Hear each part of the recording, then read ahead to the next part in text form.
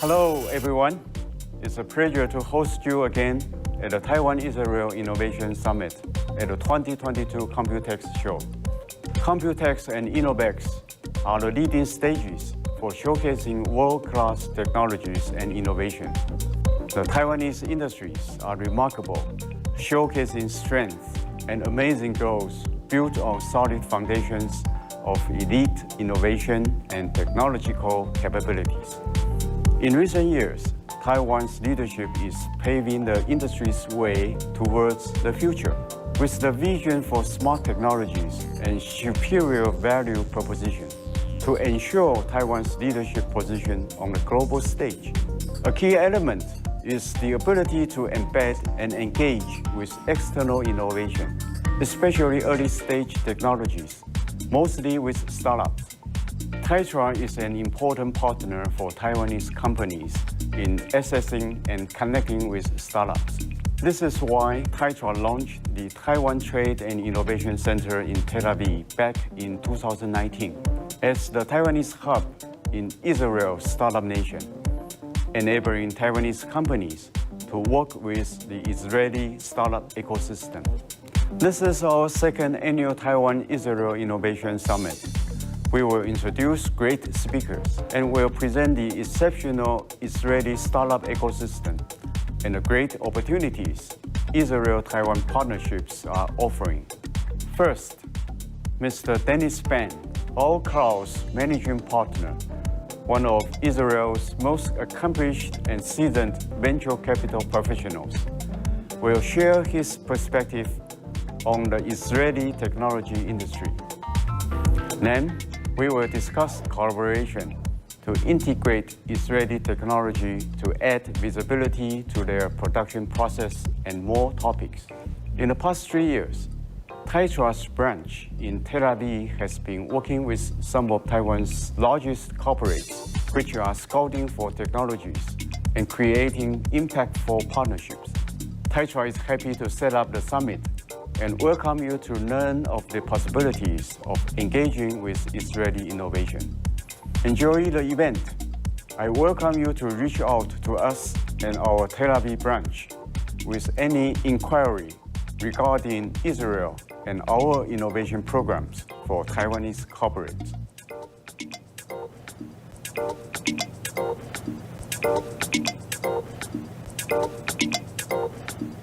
Hello everyone, I'm very happy and excited to launch this great summit and showcase the Taiwan-Israel innovation landscape. Taiwan is a technology and manufacturing hub, home to world-leading hardware and chip manufacturing companies, producing cutting-edge technologies on all scales and levels. Israel is the startup nation where early-stage innovation is developed. Israel is a thriving and successful startup ecosystem with more than 7,000 startups, a vibrant community, hundreds of investors from all over the world, and the destination for the most prominent multinational companies to seek innovative partnerships. Israel is also the home for some of the most prominent technological companies in the world, including Mobileye, Checkpoint, Wix, SolarEdge, and Payoneer. Taiwan's representative office in Israel is working in partnership with Taitra's Tel Aviv branch office to promote and support the innovation needs of Taiwanese technologies by providing a path to engage with Israel's tech industry. We believe that there is immense value for the Taiwanese company in seeking external partnership in Israel to integrate new technologies and maintain their technological leadership. The following summit is an excellent platform to share the great potential of innovation collaboration between these two amazing countries. We hope that we will be able to hold a summit next year in Taiwan and will be able to see you face to face. I invite you to hop on this exciting ride with us. Enjoy the event. I hope you find it insightful and practical. Thank you.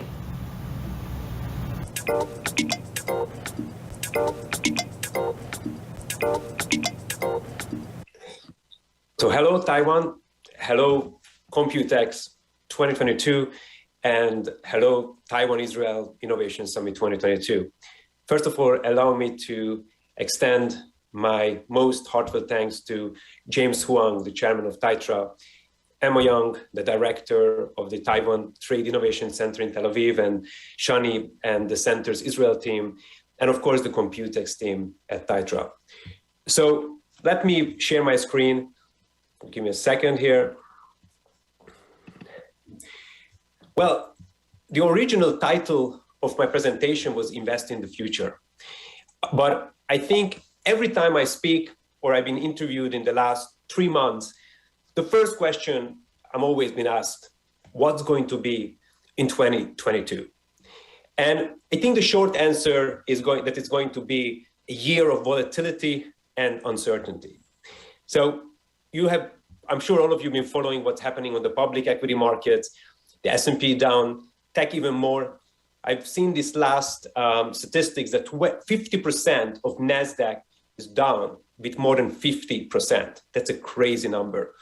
Over 100 of the 124 tech IPOs of 2021 now is trading below IPO price. At the same time, when we look at the private markets, the venture capital and private equity markets, there is still a public-private market disconnect. Private markets are still in la-la land. And usually the reason for it is that private market valuations, the valuation of private companies, it's usually there is a 6 to 9 months timeline. So the adjustment will come probably in the second half, maybe September, October, November this year. Other important variables, obviously the increasing bond yields. Inflation is probably still the number one major concern, supply chain shortages, and obviously we can't not mention the geopolitical turmoil, especially in Europe. So if you look at some of the headlines, I'm sure this is no news for you. But I wanted to actually, I don't know if you notice it, the small letters here, I actually picked the headlines from 7, 8, 10 years ago. So we've been here before. The real question is this time different? Everybody is asking me, is 2022 going to be a .com 2.0? And the short answer is no, definitely no. But I think it will be the year of slowdown and polarization. What do I mean by polarization? There will be difference between late stage companies and early stage companies. And this slide or this graph is actually very, very telling. Let me guide you through it. On the left side here, what we see here is that most of the deals that were made 10, 12 years ago, so at the beginning of the 2010, 2011, 2012, it was driven by the investors. The terms were investor friendly. What does it mean? That the investors were dictating the terms. Now look what happened in the last 2 years. It became startup friendly, which if you're in the audience, if the entrepreneurs, you are sitting there, congratulations, as we say in Israel, mazal tov. You had probably a very good 2 years behind you. But this means that in exchange to access the best deals, investors sacrificed their protective deal terms because the startups were the ones dictating the terms, and many investors had something we call FOMO, fear of missing out. So they left themselves vulnerable. And actually that created a huge issue, especially on the late stage, growth stage market. So I think there will be a polarization. What it means that it will be challenging for high burn late stage companies to raise money. There will be much less IPOs.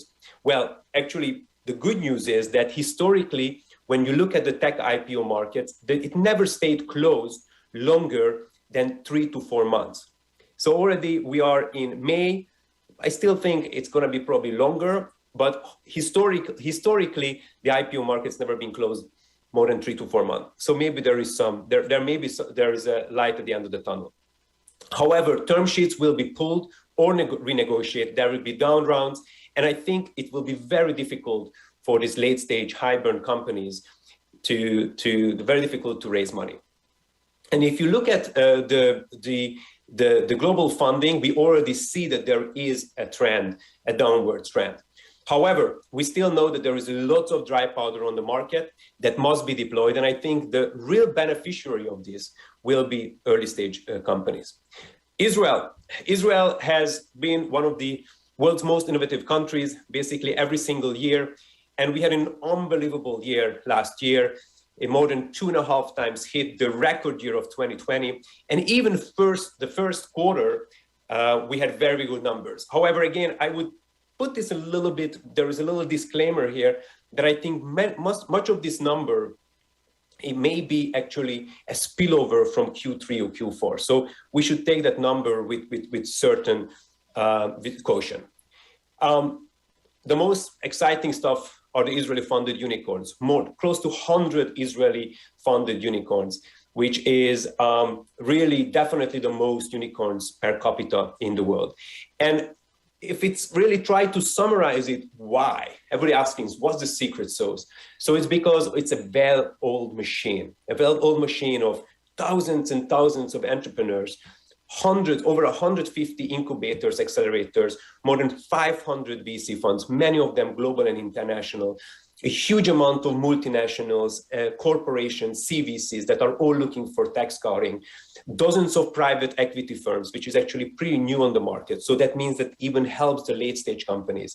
Obviously, the IDF tech units, the 8200 and many other tech units that kind of bring and generate all these incredible entrepreneurs and almost 6,000 to 7,000 angel investors.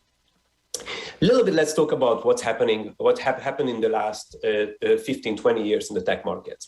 So if I was standing here in 2001, and I was thinking about the biggest companies in the world. So 20 years ago, among the 5 biggest companies, only one was tech. 10 years ago, only one was tech. But since 2015, actually, the biggest companies, more or less in and out, if you look at today, maybe it's a little bit different again, but it's only temporary. The biggest companies are now tech companies. But this slide is very, very telling. Let me guide you through it. The light blue here is what I call private value creation, and the dark blue is the public value creation. What does this mean? That if Steve Jobs was here and pitching you Apple the first time, Apple is still in the garage, and you had invested $1 million into Apple, the first investment when Apple was still in the garage, and you sold it at IPO, how much money you would have made? Anybody? So it will be 600 million. That $1 million investment would be 600 million at IPO. Now, what happens if you don't want to invest on the private? You just wait because you want liquidity, you want maybe less risk. So just waiting for the public markets. So when Steve Jobs when Apple went public and you invested again $1 million at IPO and you sold it today, you also probably have made 400 to 500 times your money, which is incredible. Okay, so meaning that's also true for Microsoft. You could have made money pretty incredibly both on the private and the public. But look what's happened in the last 10 years. Basically, most of the value moved from public to private. So if you're still looking for that alpha, if you are a sophisticated investor, whether you're a family office, a financial institution, a corporation, or an individual investor, you need to move much more money away from the public to the private markets. That's basically the key message of this slide. However, the issue is how you do it. And this is something which we call the venture investor's dilemma. So you decided, okay, Dennis, I hear you. Let's move money from the public to the private, but how do I do it? So you can do it if I really simplify it 2 ways. Either you put your money into a fund or you invest directly, you become an angel investor. If you invest your money in a fund, you get access to the best deals, you get professional services, but you don't have control. You can't tell a fund manager which company to invest in. And also, usually the ticket size is minimum tens of millions of dollars. When you direct invest, you have all the flexibility. You can put in $10,000, $100 million, whatever you like, but you get limited deal flow, you don't get access to the best deals, and also you have no way of doing professional due diligence the same level as a VC fund. And this was the idea with our crowd in mind. So when we started our crowd 9 years ago, was how we can bring the best of both worlds, where having access, professionalism, but still having the freedom to choose, and also with a smaller amount. And basically the way that we work, the model is, we look at 2,500 to 3,000 deals every year. We look at AI, big data, machine learning, quantum computing, mobility, fintech, cyber, medical. We invest generally in 1%. So from every 100 deal, we throw 99 away. We pick the one that goes through all our strict due diligence. We put our own money in it, so we have skin in the game.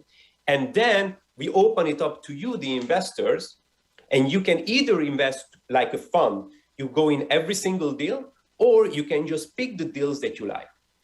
And we offer this for 3 types of investors: the big family offices and angel investors who are looking for diversification and they want to get access maybe more from the public to the private, or they want to diversify also geography. Maybe you have access in Taiwan, but you want to invest in Israel or in the US. We offer it for multinational corporations. I'm sure there are many extremely well-known Taiwanese corporations sitting there who are looking for access to get access to technologies that are strategically interesting for them, and also for financial institutions, banks, wealth management platforms who are looking for differentiation, and they also want to serve their private banking or corporate clients and offering them venture capital tech deals. So our crowd today, we are almost $2 billion. We have over 300 portfolio companies. We have over 30 funds. And some of our funds have really probably one of the best IRRs and results, over 20% net IRR, 50 exits within 8 years, including the best IPO in New York 2020, also the best IPO 2019 on NASDAQ. But typically Israel is driven not so much of the IPO. Obviously in the last year was a very different, it was a very unique year, but generally driven by M&As, by strategics. We also already have over 20 unicorns. This is again some of the exits we had. Some of our corporate investors and partners, I'm sure you recognize many of the well-known brands. We are stage and industry agnostic, so we can do healthcare, semiconductors, optics, drones, consumer software, etc., etc. We are a digital-first platform, which means that you are most welcome to join the platform. My email is here. Feel free to send me an email afterwards, and we can set up an account for you where you can really go in, see the deals live, and then also find all the due diligence information, and then also you can have a frequent automated portfolio tracking. We've been the biggest investors and most active investors in Israel almost every single year. So we were honored that SoftBank chose us to invest in Israel, and also we have been focusing on Japan a lot in the last couple of years, which we see Orix, one of the most well-known financial institutions, and NTT, etc., are all these major Japanese brands, and many others have chosen our crowd as their investment platform in Israel. And of course, Taiwan. We have seen a lot of very exciting Taiwanese companies who are entering Israel, either with subsidiary or with outsourcing or with partnerships. I'm sure you recognize most of these brands. We've been also blessed with great partners, the Shanghai Commercial and Savings Bank, with John Young, our friend, who's been really an incredible support for us, and we are very excited about our Taiwanese business. And we have just signed a kind of MOU with our friends at ITIC, which is really the venture capital firm of ITRI, and they have an incredible track record in Taiwan. We are going to really bring the best of both worlds, the Israeli deep tech with Taiwanese fab and manufacturing expertise. And we are going to focus on AI on chips, quantum, network infrastructure, semiconductors, and other energy application, etc. Very, very exciting partnership that we are very much looking forward to work with some of the biggest Taiwanese corporations, family offices, and other big players here. We often work with the corporations, we're really trying to offer a kind of open innovation enabler, where we really work, this is a case study, where we try to work with the corporates, and this we want to do with also here in Taiwan, working with the understanding the pain points and highlight relevant companies and bringing POC, joint R&D and implementation and integration. And this has really been a key we have seen for corporations. As you have seen some of these, you have probably seen some of these important quotes that the average lifespan of companies listed in the Fortune 500 basically decreased from 60, 70 years to 10, 15 years. So, and speaking with many of these companies, we see that the biggest threat is actually technological disruption. And the three main areas, maybe it's interesting for you, are the big data, cloud computing, and CRM platforms. So these are the major challenges that most corporations have identified as the major threats. Our message to the investors is cash is king. Investments are still made even in this type of environment. And if you have cash, you are becoming king. There will be incredible good deals become available. Vintage is really critical. Just like you average in public markets, also you should do it in similar manner in private markets. And there is a lot of data shows that how the best venture capital vintages were actually in years when there was a downturn. However, if you invest, I strongly suggest to look for terms, look for discounts, ratchets, and warrants, renegotiate terms if you are in the middle of negotiations. And this is a very telling graph provided by McKinsey, where if you are in down times, crisis time, you invest a little bit more, 10%, you really benefit in 3-4 years. So my final comments is just keep investing. Technological innovation makes a difference. Build an ecosystem of investors, entrepreneurs, corporations, and universities. Obviously also use as much government help as possible, and stay optimist. Human creativity always finds the solution. So the game hasn't changed, but the rules are shifting. With this, I'm sending you my warmest regards from Israel. Please stay in touch on LinkedIn and on my email, and looking forward to seeing you soon, next time live in Taiwan or hosting you here in Israel. Thank you very much.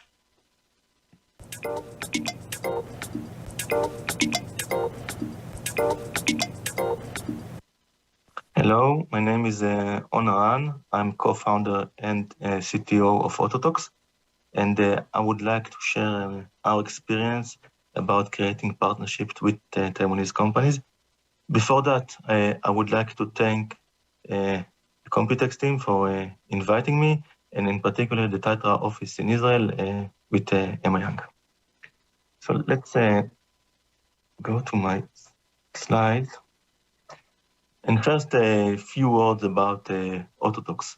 Autotalks is about saving lives, about protecting the accidents before they happen. And the way that we do it is by creating a network of connecting all road users, vehicle, micromobility like bikes and scooters, motorcycles, and in the future, pedestrian. The technology that we use for that is called V2X, or Vehicle to Everything.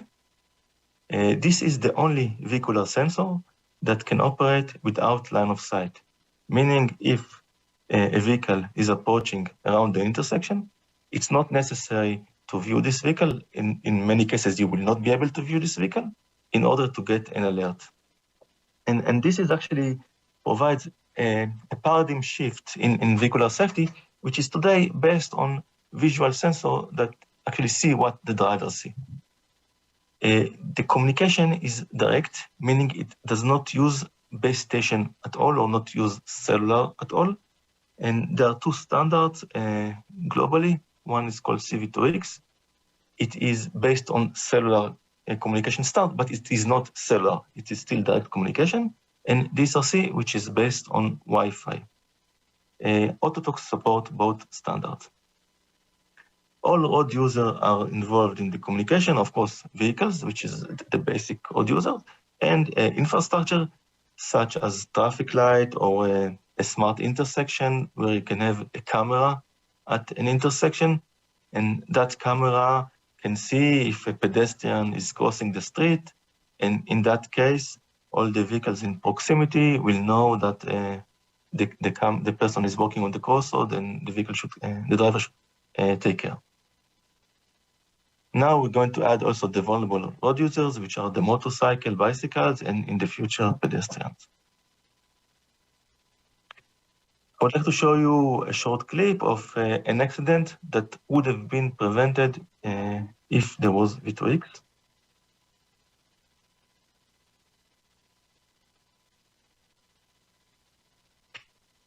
So what happened here is that a car bursted into the intersection and violated a red light.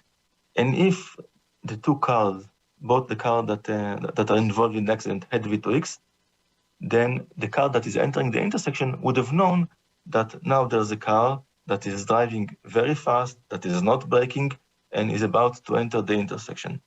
So the other car could be careful and not enter the intersection to prevent this accident. In this scenario, the traffic light is not involved at all. All the communication is directly between the two vehicles. Looking at the evolution of V2X, there are several generations which are called days. The first generation, or day one, is driving awareness. In this use case, or this scenario, all vehicles exchange every 100 milliseconds their location, speed, heading, and other properties of the vehicle. This information is received by all other vehicles in proximity.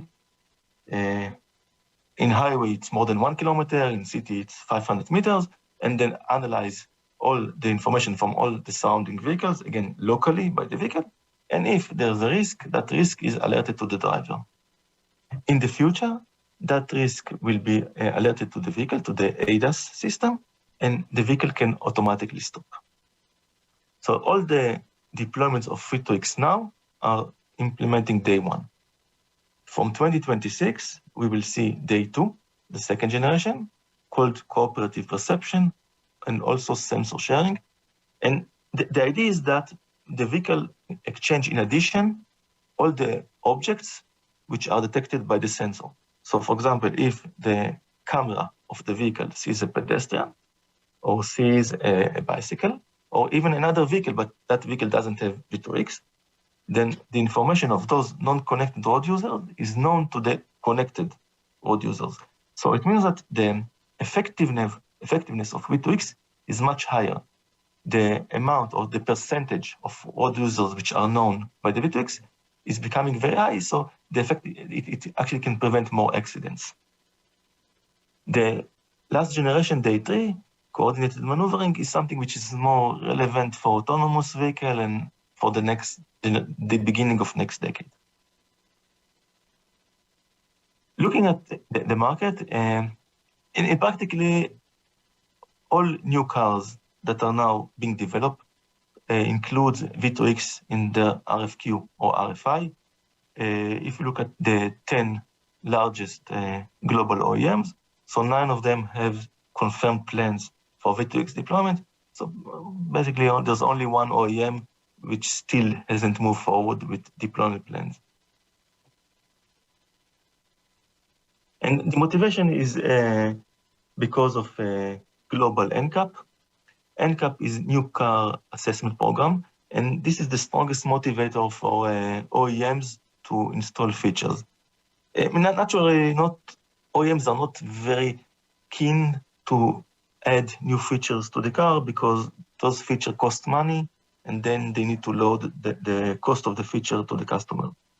But if safety stars are required if a feature is required for safety star, then the OEM has no choice but to add this feature. When someone goes to buy a new vehicle, one of the most important criteria is the amount of safety star of the vehicle. And for example, in China, from 2025, V2X is going to be graded. In Europe, it's graded already from 2023, from hazard warning. And in Europe, there's the safety assist category, which defines all the advanced safety mechanism. In order for a car to get 5 stars, it needs to get over 70%. So that means that once V2X get 30 points, it is mandatory to get 5 stars, regardless of any other feature. So a vehicle might have 8 cameras, 8 radars, LiDAR, but still without V2X, from what we see in the market, after 2027, it will not have 5 stars. So that actually is the trigger to what we saw in the previous slide, because all OEMs understand that in order to get 5 stars in 2027, they need to have all the vehicles launched till then with V2X. Another important property of V2X is improving also carbon emissions and not only safety. And the logic is very simple. Imagine that you now drive in a highway and the traffic is smooth. Because usually when traffic is in a highway, it's going like an accordion. It's going start and stop. And that actually creates the traffic jams. So if you can use V2X to smooth the traffic of all drivers, that will delay the generation of a traffic jam and also means that the traffic jam will go faster and will end faster. And so an EV doesn't perform well in acceleration in high speed. So that means that EV's range are going to be higher. ICE, internal combustion engine, for sure that the fuel consumption is improved and that overall there's going to be less CO pollution, both required for the EV charging and for the ICE consumption. Now let's move to the partnership that we established in Taiwan. You see in the top many icons, many logos of companies, and I will go over for them in more details. The first scenario that I would like to cover is our partnership with Innovex. As a startup company, we have limited resources, and we need to focus our resources on where we can create the most value. And Autotalks create the most value in creating excellent chips. But we don't have that much value in creating systems. There are other companies that can do it and potentially better than us. So for that reason, we partnered with Innovex, which is creating systems for V2X. Innovex is working with us since our first generation device. I don't remember the year, but it's probably 2014. So it's really long-term partnership. And they're using our chipset to create units for vehicles, onboard units for infrastructure, like roadside units. And overall, they have manufactured thousands, if not even more, of units to ship globally to pilots or small-scale deployments. It's very good for us to have a partner that creates a complete solution and can support customers globally with a complete solution. Another case study is E3. And this is, again, something that we cannot do. E3, I don't need to introduce E3 to Taiwanese audience, but when we go into a pilot in Taiwan, of course, this is not something that Autotalks can do directly. We must have someone that runs the pilot, and E3 is a perfect partner for that. So today, there are overall 12 V2X pilots in Taiwan, and 100% of the chipsets that are used in those pilots are based on Autotalks. The next use case is Foxconn, and again, I don't need to introduce them to this audience. What we realized strategically is that if you look at the statistics in Europe and also in Israel, is that most of the fatalities are outside the vehicle than inside the vehicle. And the reason is simple, because the vehicles are becoming safer, and if a vehicle hits a bicycle, then most likely nothing will happen to the driver, but the cyclist will unfortunately be killed. So it only makes sense if we look at vehicle safety is to protect also the non-occupants, also the people outside the vehicle. So we're starting with micromobility, with bikes and e-scooters, and for that we developed a platform called Zuz. We discussed with Foxconn, which also is dealing with micromobility and see this as a strategic domain for them, with Foxconn interconnect technology. And actually that moved from discussion about product and powering their product to an investment.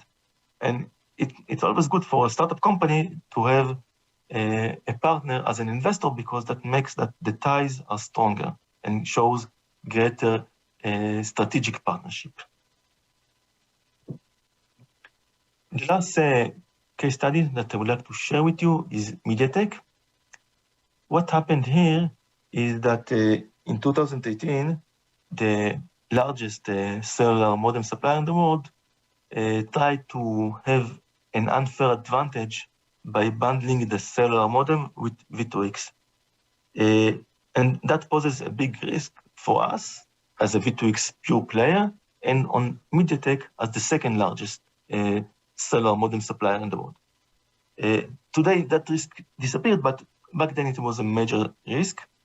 So both of us identified it, and we kicked off a common activity to have a common offering. So for that, we have an alignment from the management till the last engineers, till the cell engineers, and we established a common hardware, common software. We introduced it first in 2018 in China. We had further tests, and that even led in 2021 to 2 mass production wins, one in Europe by a premium car maker and another one in China. So to summarize, Autotalks is a small company. I mean, compared to the large Taiwanese company, we're about more than 100 people, but as a startup, it's never enough to do everything that we need to do. And in order to do everything that we need to do, we need to partner and use resources of other companies. For example, in China, we have only 2 people, but a company like MediaTek have many more people and have much deeper ties and relationship with car makers. So that enables us to gain access to those sales channels and make some wins in China. Similarly, we cannot develop everything. We need to develop only the things that we can really excel at. And this is why, by partnership, we can grow our offering with the aid of partners.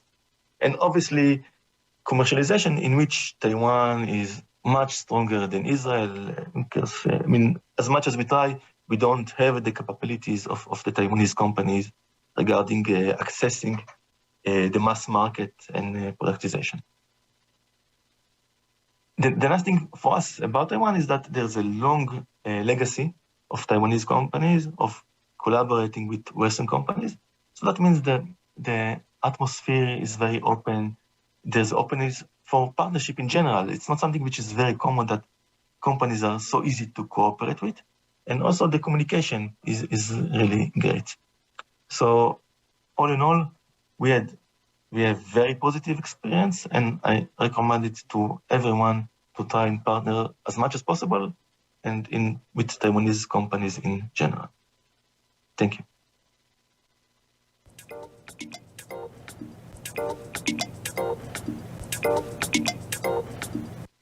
Hi, everyone. It is my pleasure to conclude the Taiwan Israel Innovation Summit and to be part of Computex 2022. My name is Emma Yang. I'm the director of Taiwan Trade and Innovation Center, Tel Aviv, Tetra's branch office in Israel. The summit and the great speaker before me presented Israel and its remarkable technology and startup industry. I will take the next few minutes to present our center's activities and the ways we can assist Taiwanese companies to connect with Israeli startup and innovation. Let's take a moment to introduce ourselves.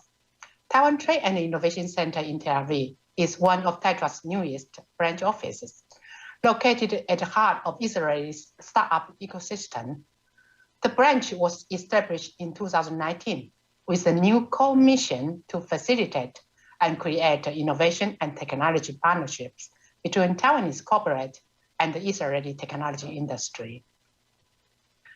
Taiwan and Israel approach technology and innovation very similarly, but follow different paths to pursue them. Israel and Taiwan present great synergies and massive potential for technological and economic and innovation partnerships. Let's discuss some of the important synergies between Taiwanese and Israeli companies. Taiwan is a manufacturing powerhouse with a complete supply chain of numerous high-end hardware products. Israel, on the other hand, is the lead in advanced software technologies. Taiwan's industry provides integrated solutions, usually hardware platform, and Israeli companies provide mostly point solution products, which aim to solve specific components as part of larger platform. Taiwan has leading industrial cluster and highly developed service sector, whereas Israel's most prominent industry is the startup ecosystem, providing technological solutions to businesses, industry, and services. Such technologies can be aimed at advanced manufacturing, electronics, and automotive, as well as cybersecurity, digital health, and many others. Taiwan and Israel complement each other to make better, scalable, and global technological products. Let's be more specific. What are the unique cooperation opportunities of Taiwan for Taiwanese companies when connecting with Israeli startups? First and foremost, hardware-software integration will allow Taiwanese companies to innovate and add value to their products. Second, Taiwanese manufacturing companies can leverage Israeli advanced manufacturing solution to enhance their manufacturing process. Technological cooperation can include joint venture, corporate partnerships, which provide Israeli companies a testing ground for their technologies. On the other hand, Taiwanese companies gain access and opportunity to access Israeli early-stage technologies and be an essential design partner. In addition, partnerships with Israeli startups can offer Taiwanese companies go-to-market capabilities and access to international markets and business partners. I will take the last slide to shortly present the way we at the Taiwan's Tel Aviv branch office can help your company. We are here to offer you corporate innovation service in Israel. First, we provide an introduction to the Israeli technology ecosystem and help them about the Israeli tech industry, enabling your company to get to know and specifically explore relevant sectors, companies, and technologies according to your company's interest. Second, our technology scouting service are tailored to your company's needs. We assist to identify and contact relevant startups and the ecosystem partner in Israel.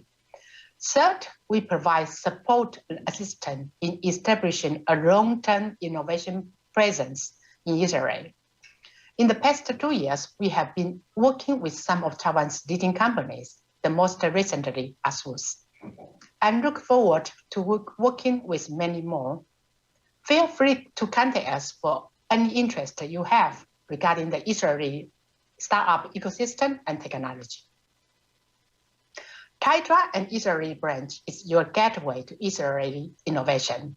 Use the email address listed here to contact us. I will take the chance to conclude the summit and thank all you for joining us. Also, thank you for our amazing speaker and the organizing team at the Taiwan's HQ for putting this together. I hope to hear from you soon and see you in person in Israel. Thank you.